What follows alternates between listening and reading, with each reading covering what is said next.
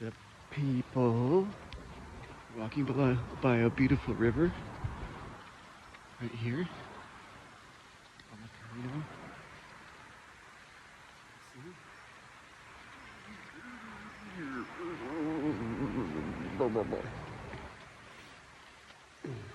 Some acting for you, Jim Carrey. Beaker from the Muppets. I got a good Beaker impression. That's how we start all spiritual talks, with a Beaker impression. But we're making our way. I've been listening to some Alan Watts autobiography. That dude loves insects and plants and trees and detail. So taking a bit break from that, but enjoying audiobooks as I walk along. And stayed at a old monastery last night. I was like the only person in the room, which was really cool, but also really spooky. It started raining really hard at like 6 o'clock in the morning. I was like, I do not want to get up and walk in this. So I kind of took a little bit of a lazy morning. The rain cleared up. Now I'm debating if I'm going to do like a big hard walk after this. But so far this is pretty chill to the next town. But it's going to rain really hard tomorrow and I won't be able to walk at all. So, I'm not quite sure what to do. I kind of want to keep walking, but I had a lot of rest days as well. So I'm in a bit of a pickle. But it'd be fun to just do it while it's clear, instead of wait another day and then go on that day when it's supposed to be clear. So we'll see.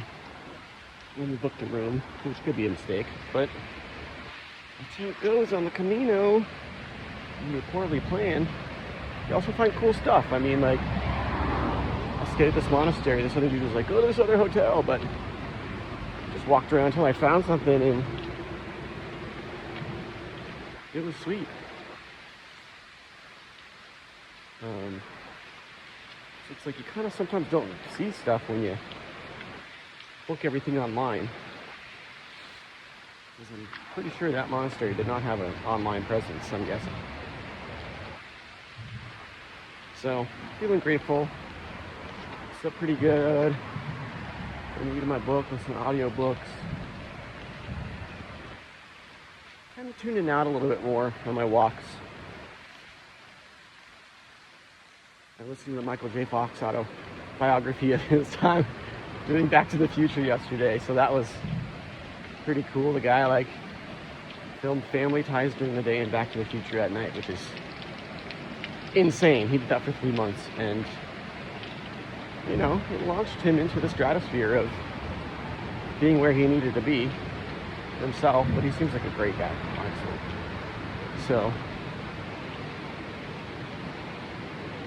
some people deserve their success, I feel like.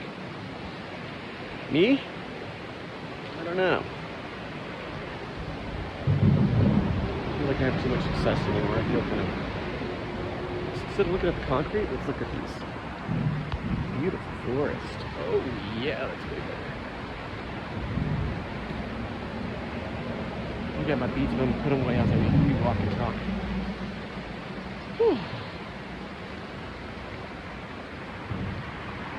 Yeah, success is an interesting thing. It really can grow you. Just don't handle it well. Start thinking you're hot shit.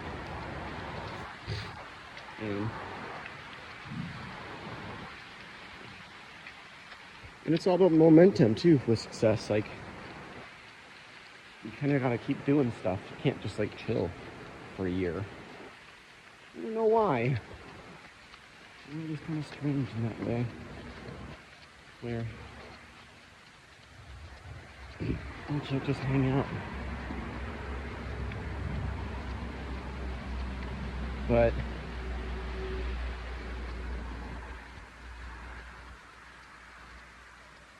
yeah, everyone is on their own path. It's interesting seeing all these retired people on this journey. We'll quite relate to that, obviously, since I'm not retired and 75. But you see this sense of a lot of people finding freedom for themselves here, which is nice. A lot of people find love in the community, which is also nice. I have found neither, which is also nice. And yeah, I guess it feels like you get what you need. And for me, that's just Tanya. That's my mom's name. My mom's ahead, apparently. But,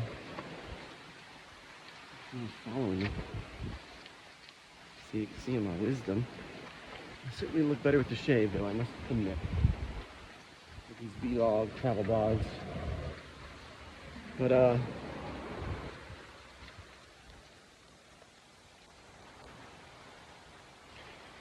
kind of got what I wanted from the Camino, which is just to be able to walk, be able to experience new culture, and take a break from where I was at, and let that pot kind of stir without me, and let the world unfold, as it does naturally. People move on, things move on, things change. So whatever will be, and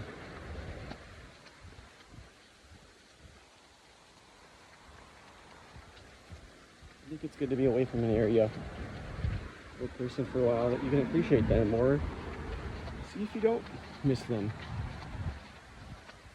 I don't talk to my brother and my sister very much. I talk to one sister, but two of them I don't talk to, and you know what, I really don't miss them that much. I hate to say it, but there's people that always kind of added just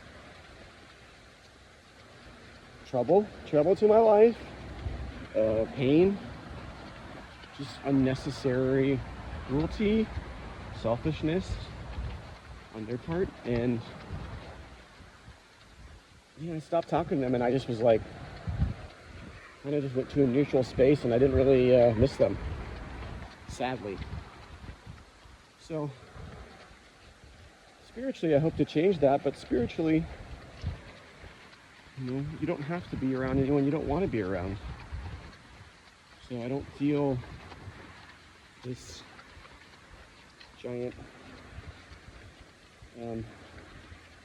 wave of guilt or sadness. I mean, I certainly would like to be closer to my sister's children, but I don't want to interact with my sister.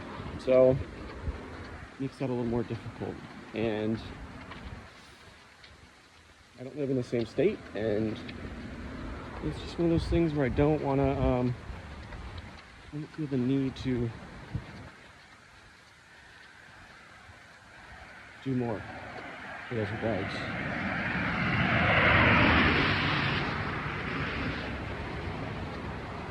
And I think that's also self-respect too, which is, if you let people are going to treat you how you let them, right? So if people are treating you bad and you stay, then you're teaching them to treat you bad, and you're allowing that for yourself.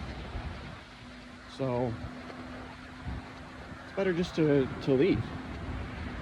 And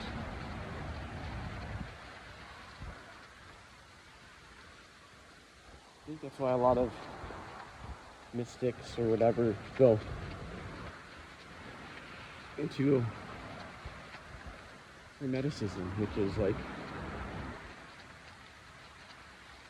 it has a certain degree of isolation involved, because you can't compare there's no reference point to other people around you.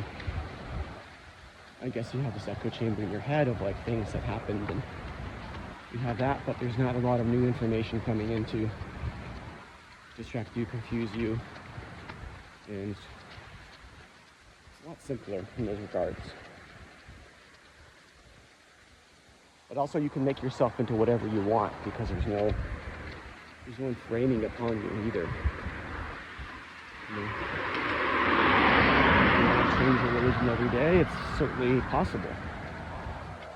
If you want to pretend you're a woman or become a woman, it's certainly possible. If you want to be Jesus for a day, the rest of your life, there's no one there to say you're not. And I am Jesus because I'm on the Camino, which makes everyone Jesus. Because Jesus told me. Just kidding. Yeah, I thought I'd feel more Jesus energy on the Camino, but I just get to churches and I go in these cathedrals and I'm just like,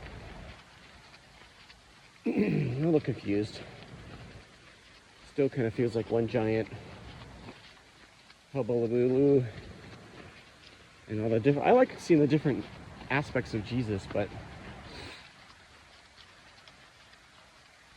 still kind of blows my mind that he was like, died on the cross, right? And was persecuted and killed. And that's like the main focus of Jesus. Whereas he taught for like 3 years, right? And we don't have that much information on his teachings, but it's funny how it's all been centered on this thing. But you know, he died for our sins and was brought back. So, but he also brought like Lazarus back from the dead, right? So he raised other people from the dead. So that's why it's a little wild why there's so much just like the symbol of the whole religion. And one guy is just like two perpendicular lines. Two sticks in a perpendicular line, and you're talking about Jesus. So, and then I thought about like, who's the guy that designed the cross torture, right? He actually deserves credit for the Jesus symbolism, the man who devised the torture.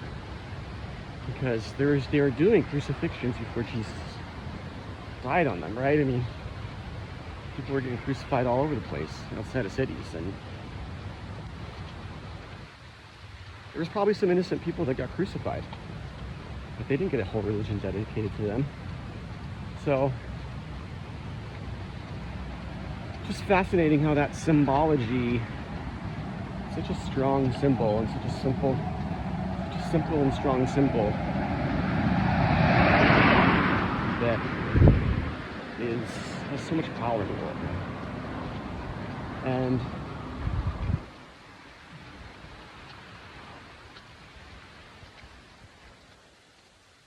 I'm trying to get more familiar with Jesus stuff, but it just doesn't hit. Simply just doesn't hit me that hard as other things that I might feel. Maybe that's just a product of me not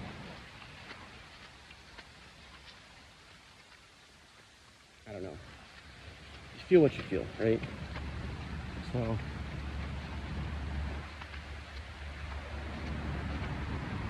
grass here, walking some grass. Nos falamos galego. I don't know what that means. No flamingos in Galicia. I'm pretty sure that's what it means.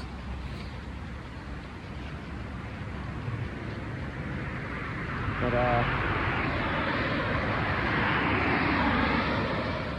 don't know a lot of Christians on the Camino. I mean, some, but it's been pretty chill. A lot of retired people. Seems kind of commercial. I think it's going to get more commercial than the 100-kilometer mark. That's where people can get their 100-kilometer certificate. So whatever about that. But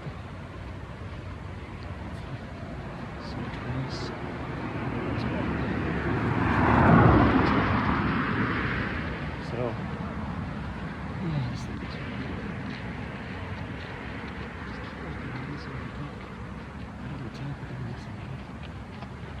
secret podcasts. Walking around, driving. But yeah, like Jesus stuff is I slept in a monastery and there's all these Jesus things and so much people that follow Jesus, and honestly I felt nothing. I just felt like these are kind of cool spooky vibes. But I think about everyone who was in a monastery, and sometimes people were put into monasteries and they didn't want to be. Like nuns, you know, you'd have a daughter and no one would marry your daughter and you put her in the nunnery and you try and escape. You didn't want to be nuns. So, just really hard to get 100% behind the Jesus focus when so much of it is just like people forcing it on the other people, right? And this happens in Buddhism too. I mean, people will find a reincarnate Lama kid and he'll choose the right tool and then they'll take him. And he's a little, like, maybe like 3 or 4, and make him a Buddhist monk. And I don't know if that's ethical either. I think that it's a very different way of upbringing.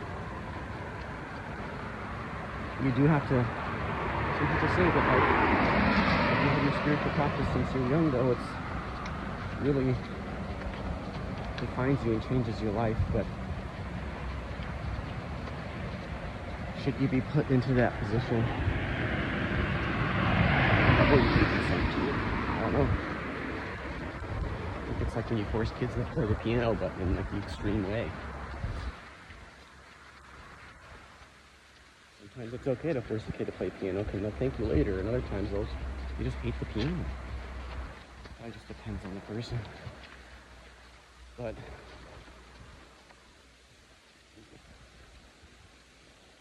I think any forceful nature is, I don't agree with.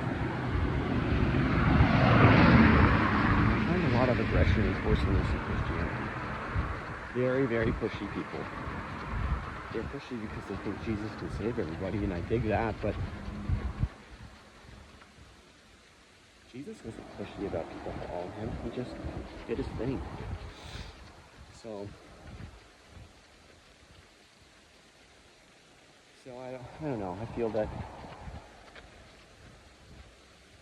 there's certain compassion that Christians talk about but lack. For Christianity, it seems more like people succeed because they stay inside their rule set. And they drink just enough, but they create stable lives through the Christian rules. And that stops them from distraction. But it can also be very forceful for morals and for you're not supposed to look at any outside ideas. Right? And if you're a Buddhist monk, you're not supposed to read any non-Buddhist literature. So I think it's any sort of religion where you get to this dogmatic point where further reading of other things is not encouraged. I really don't agree with that. I think if your religion is strong enough, then you could read whatever you wanted and you'd still have the same beliefs because your beliefs are true enough to you that you don't need to stray from them. So gaining knowledge should be encouraged above all else. Not just knowledge, wisdom, you know, like naming things.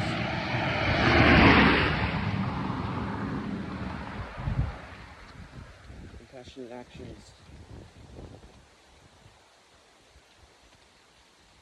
But you shouldn't burn books. You shouldn't dissuade anything. You shouldn't kill ideas.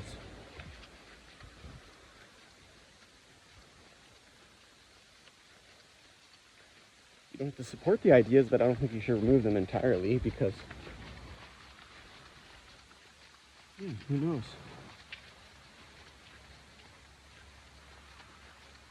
It's always tough when you talk about, like, don't kill ideas and think about not like Nazism. But Nazism was oppression of other people's ideas, which goes against what I'm talking about, obviously. They did burn books and they did kill people that didn't agree with them. They lacked compassion and understanding for other beings on the planet. I wonder how many good Nazis were good Christians. That's something right there, right? That would be an interesting poll. I'm guessing they weren't Jewish. They weren't Hindu. They weren't Buddhist. Although they stole the Buddhist symbol. So, because the Nazi cross, the swastika was a Buddhist symbol first. So God forbid you got a tattoo of that thing before 1942. But it's also another very strong symbol that got taken. So, I mean, maybe the cross can get taken from somebody else, by somebody else in the future too. Yeah, I'm sure people before 1940 never thought that the Buddhist swastika would be taken for a symbol that's powerful and kind of like the active opposite of Buddhism.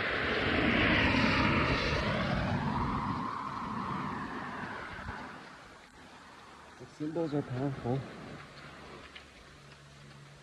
and ideas are powerful. People are powerful. And when you combine them all together, it's like magic, essentially. And it can move mountains, right? People have probably moved mountains for Christianity, and people have carved mountains for Buddhism. Had ye but faith, ye can move mountains. And they did. So,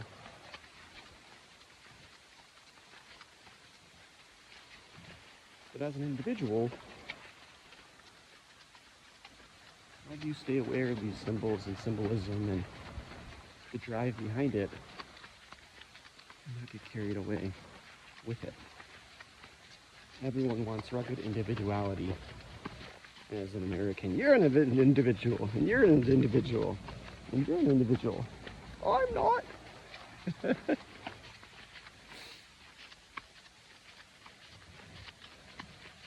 They all want the I'm not there. So the nation states want the I'm not from an individual, right? They want a follower. They want someone to follow the rules because it makes it easier to keep power structures in place.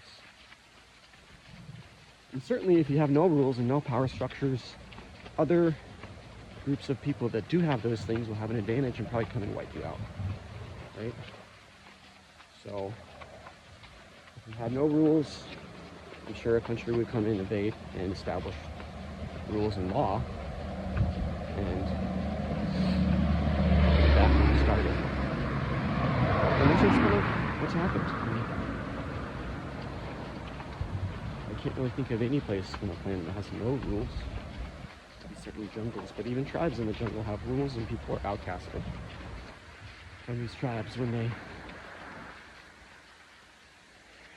commit faux pas and things like that.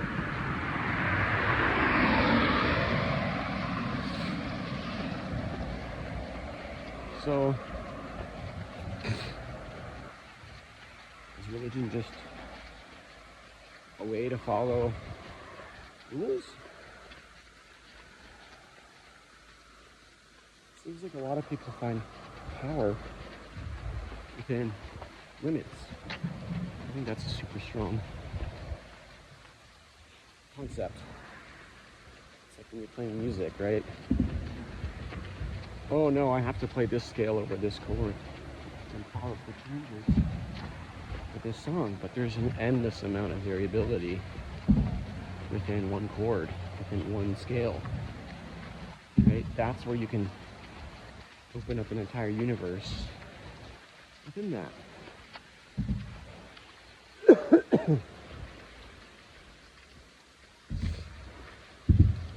think people do that with religion. They're playing their one chord, but they're picking every little nuance they can from it. And even inside of one, it's the same religion. I mean, Christianity has so many different types of Christians. Oh, I think this part is true. Oh, I think that part is true. The Bible's literal. No, Bible's a metaphor. Oh, you can get a divorce. You can't get a divorce. You know. So, you haven't really heard about Christians killing other Christians in a while. Actually, that happened at multiple points. One of those wars as well, but just trickling over passion. Right here. Watch where it wears away the concrete. Into the hobo shower.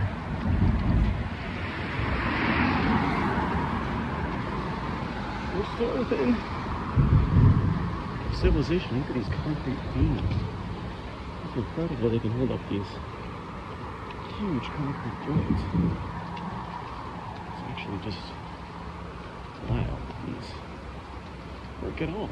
It truly is marvelous.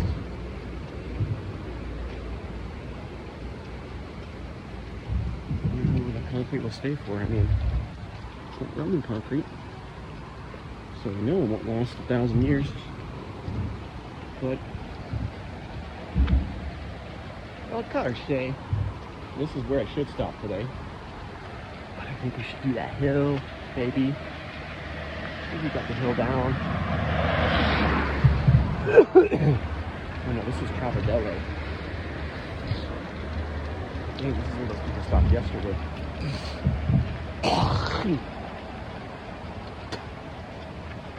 People went further on yesterday to here. Oh, I'm gonna take a fucking forever. Get it out, man. Travadello. You're not making very good time at all. Like noon.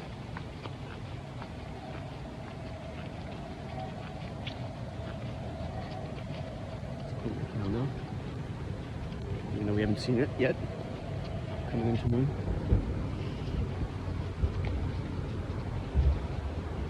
But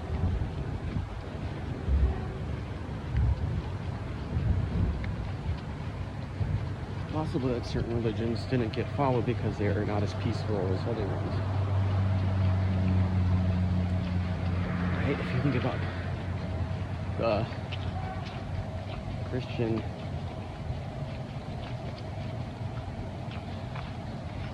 conquests, they would kill people that didn't submit to Jesus. I'm sure that happened for Islam too, and it's possible that happened for Buddha as well, although I don't know any records of that happening. We just talked. But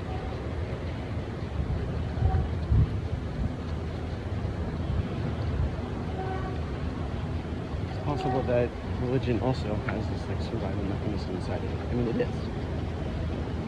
We don't really discuss religions that didn't survive because they're not here.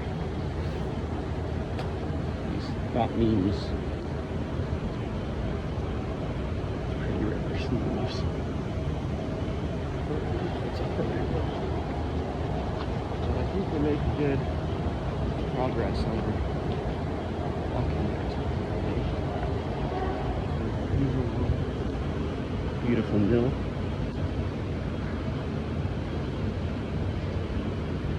But how do these ideas stay relevant? You have to offer something.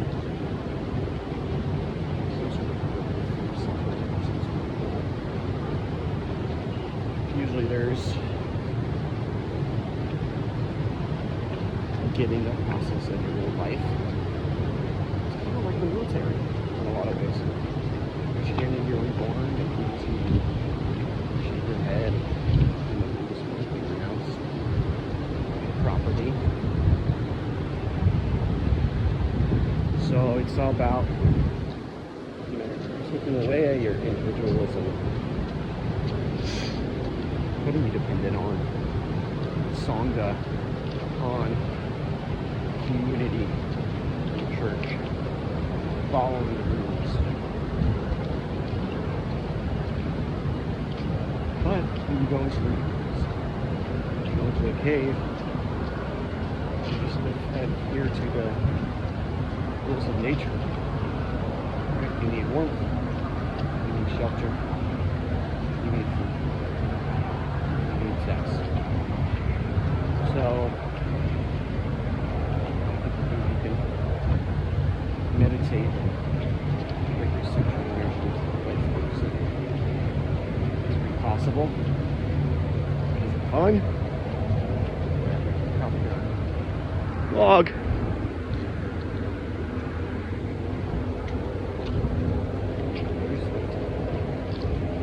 But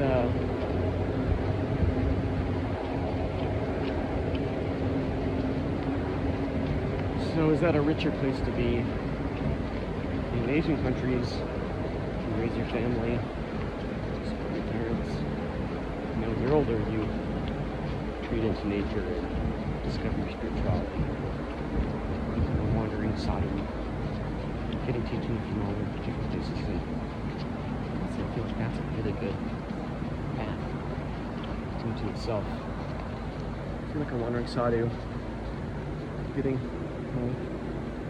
Friar Tuck bald spot, coming in something fierce.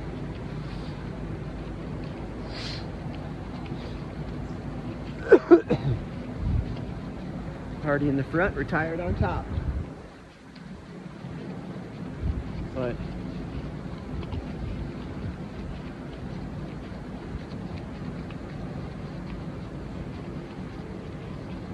these creature comforts, shoes, pants, jackets, cell phones. And sadly, the hermits in the world can't create all these, so give the hermit and not depend on anything else. And the hermit sounds like an interesting journey. You'd have to be in the right place to do it. But this Camino's been pretty lonely.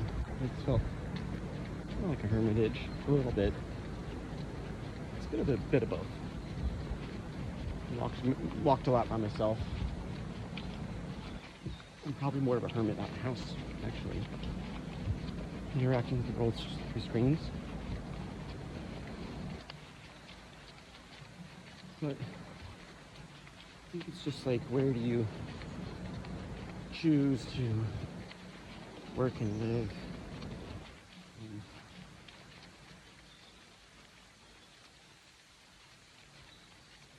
It's okay to not have those answers and feel lost. That's kind of how I feel right now. I don't relate with a lot of the people on the Camino. I'm too old for the people that are 25 figuring out their lives, and too young for all the retired people. So I'm in this limbo state where I'm pretty close to just full sending it around the world. Making vlogs anywhere around the world. We'll see what happens when we get back. Maybe just send it for 3 months and cruise back and send it again. I have to pay rent when I'm traveling.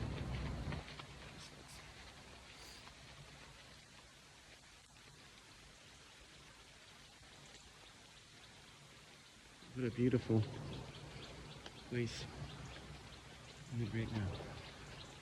It's important to be here now. Be here tomorrow. I think Ram Dass is a procrastinator. I'll be here tomorrow. Too hard. Hard to be here now. It takes effort to be present. To not let your mind run away. To not let other people pull you away. It's hard. You have to be exactly where you're at.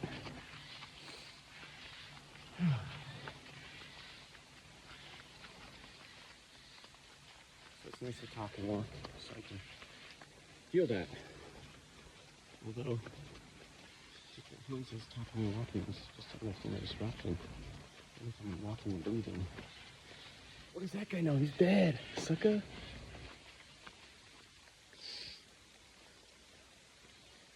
Walk too much. No, I'm just kidding. Man. Just kidding me. Hit me.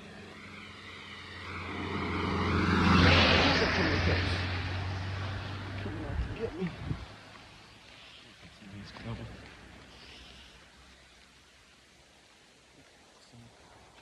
How are we going to climb this hill today? I don't know. We're not even close to the start of the hill. I think it's pretty to do it. It's not raining really that bad. Once we're over it, should be pretty easy. So, I do have a lot of time.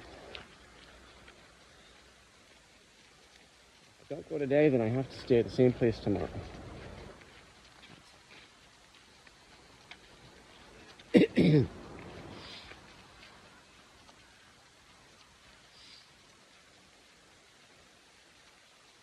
So I don't know. Look at all this wood. It does. If I can.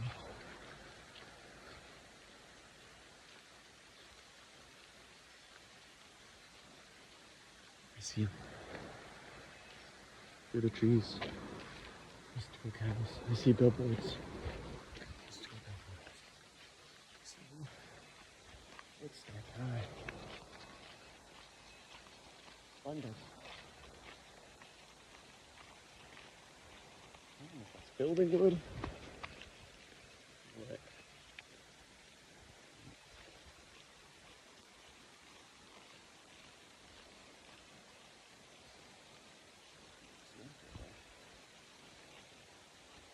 What if I just lived in that wood pile? Right in that hole. I just sleep in there. I don't need an albergue. I'll just sleep in this wood pile hole. Pretty badass. Okay, we're at 37 minutes. We're getting that long form content. We're getting that Camino Road experience. We're getting this. Getting at it. Getting into it. Look at it happen with sandals. This is the Camino that the world talks about. It's the exciting tourist attraction that is walking on the side of the road. It's magical places, eating bocadillos, talking to old French ladies that don't understand. It's charming, the charming life.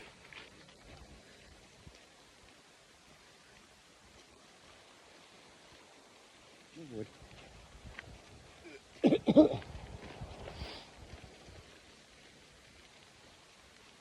Creating content for the ineffable collapse of the universe, the entropy of information. As this moment gets flattened, digital signatures stored on databases, sold to machine learning algorithms, reproduced in 100 years at some exhibit of Camino's like in 2025, a quarter century.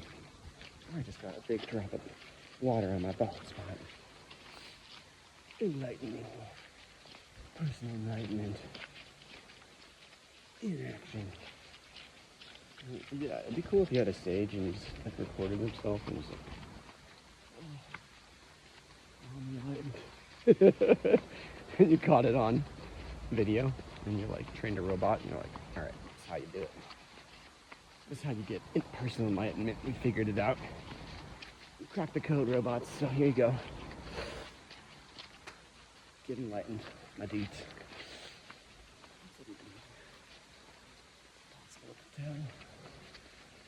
It says they're enlightened. I just.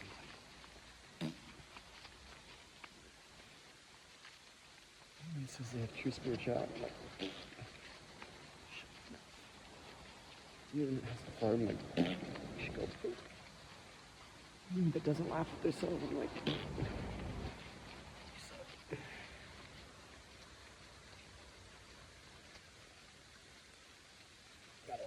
yourself.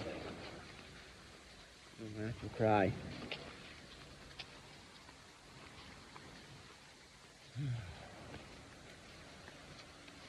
The last time I cried, I think it's when I was watching these like baby animal videos. Like, there's a seal that got rescued. I cried because I love that seal so much, and it was slapping its tub. And like, that means it's getting healthy up.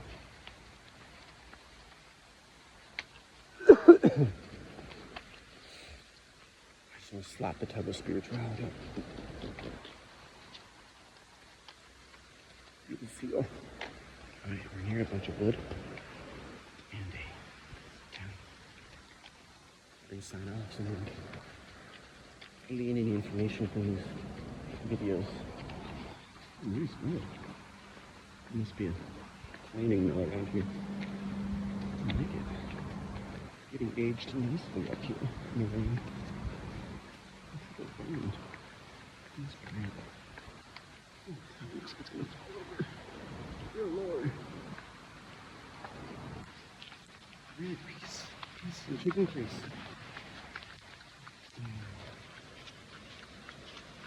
This is terrible.